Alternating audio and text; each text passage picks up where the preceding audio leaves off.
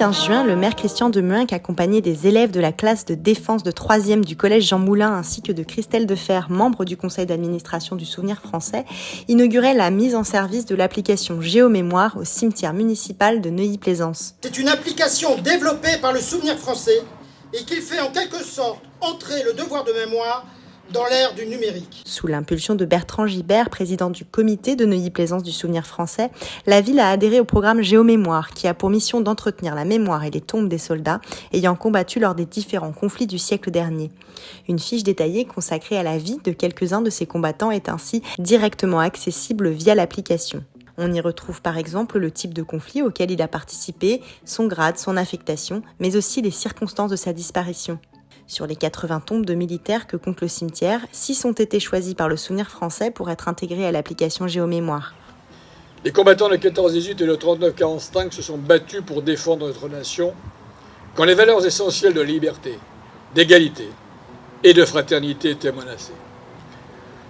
Le devoir de mémoire consiste à préserver et à transmettre aux plus jeunes la mémoire et les valeurs républicaines des hommes et des femmes qui ont défendu le territoire national et ses idéaux.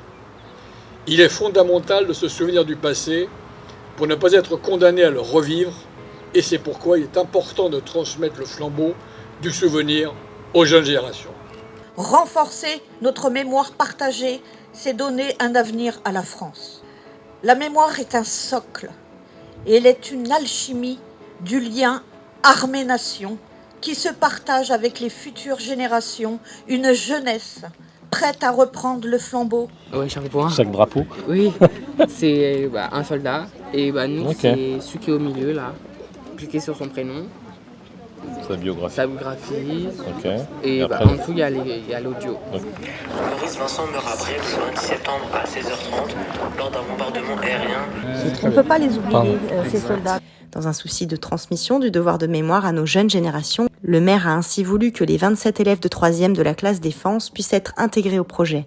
Épaulés par leurs professeurs d'histoire, ce sont eux qui ont pu faire les recherches, rédiger les biographies et enregistrer les sonores présents sur l'application. C'est très intéressant de pouvoir un peu comprendre un peu mieux ce qui s'est passé avant et c'était quoi un peu les causes des morts des soldats durant la Seconde Guerre mondiale ou la Première Guerre mondiale. De voir tous ces Nocéens qui viennent assister à l'inauguration de cette application qui rend hommage à leurs grands-pères, à ceux qui ont sauvé la France d'une certaine manière. C'est beaucoup d'émotions et je suis vraiment ravi d'avoir pu participer à ça. Que d'abord c'est un projet de cours mais c'est aussi un projet du coup pour la ville.